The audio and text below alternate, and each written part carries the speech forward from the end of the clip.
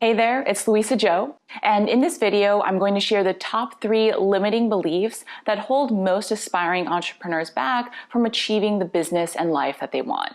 If you like proven, no-nonsense strategies with a dash of fun, go ahead and hit that subscribe to be notified every week when I release a new video on building your own online business and going from employee to entrepreneur.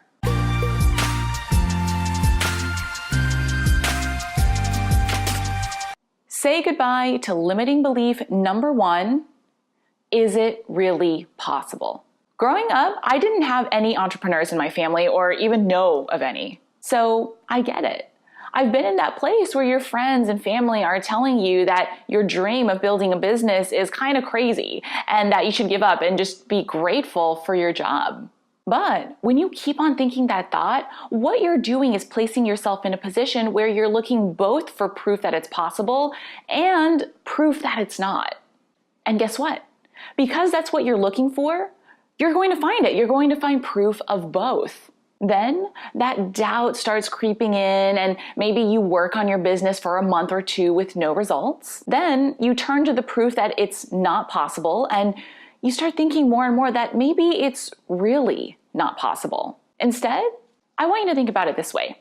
When in your life have you accomplished something even though you had no proof that it was possible? For example, maybe you were the first person in your family to get into a good college, and you had no proof that it was possible, and maybe your friends and family were even telling you that it was probably a long shot and maybe you shouldn't aim so high.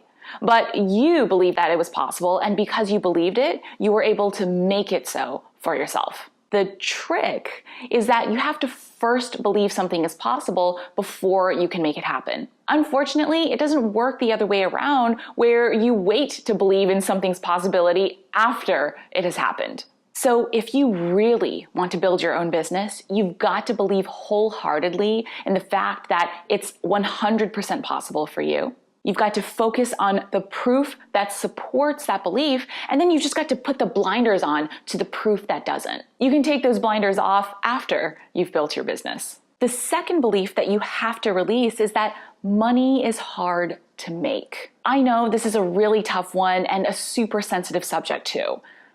I grew up in households where money was hard to make. We never went on vacation and never even went out to the movies or to dinner. And when I got my first salary of $60,000 a year, my dad told me, "You're not worth that much." So trust me, I get it. That's what I was taught growing up. But what that does to you is it makes you feel so guilty about getting paid your worth for the work that you're doing for your clients. And it also makes you feel guilty for even getting paid. There's no easy fix to changing this belief, as you can't really say bye Felicia to a belief that you've spent the last few decades of your life really embracing. However, I can share how I was able to reprogram that belief.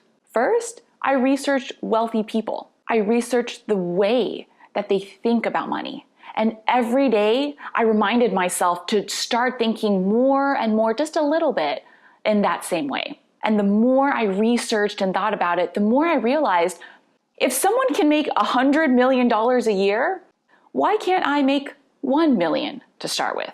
Second, I constantly worked on my mindset and monitored my beliefs so that they became more abundant bit by bit. Through that dedication to monitoring my thoughts, I was able to slowly overcome that decades-long belief that money was scarce and hard to make.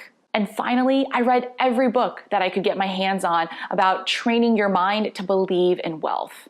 Books like Think and Grow Rich, The Science of Getting Rich, Psycho-Cybernetics, and Tapping into Wealth. To this day, I still go back over them frequently, and I highly recommend them to you too, because of how effective they've been at helping me overcome this toxic limiting belief.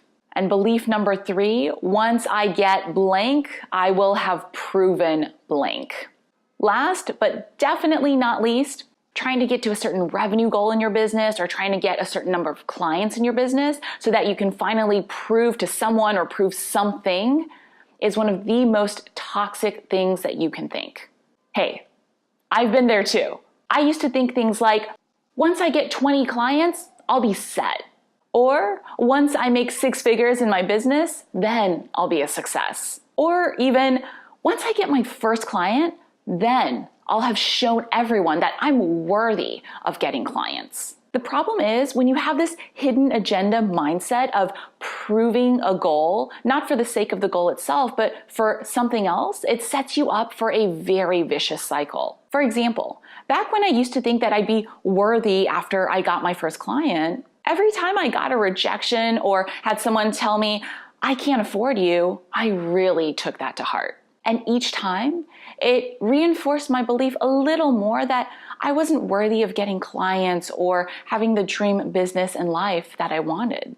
Can you imagine what that does to your self-confidence and your belief in your ability to achieve your goals? Thankfully, I was able to turn this thought around. I slowly trained myself to believe that I was worthy first, and I identified my imposter syndrome and overcame it. And because I was able to first truly believe in my own worth and let go of the need to prove my worth to anyone based on my results, I was able to completely shift the way that I thought about myself and about getting clients in my business. That freed me up emotionally, mentally, and creatively to get my next paying client a lot faster. I hope I've helped you identify at least one toxic or limiting belief that's been holding you back so that you can overcome it and achieve the business and life that you want. Now, as I mentioned earlier, it does take work and persistence, as we can't train our minds to instantly overthrow the thoughts that we've been thinking for the past few decades. That's why I've got another video for you digging deep into one of the most toxic beliefs that new entrepreneurs need to overcome. If you've been struggling with the self-doubt and fear that comes with feeling like you're not good enough, make sure you check out my video on dealing with imposter syndrome in the link description below. And when you're ready, if you want my proven 15-second script to help you get your first paying client, make sure you grab it in the link description below as well. If you like this video, please let me know by liking it below and let me know in the comments what your biggest takeaway was. Don't forget to subscribe for my weekly videos, share this with your entrepreneurial friends, and I will see you next time.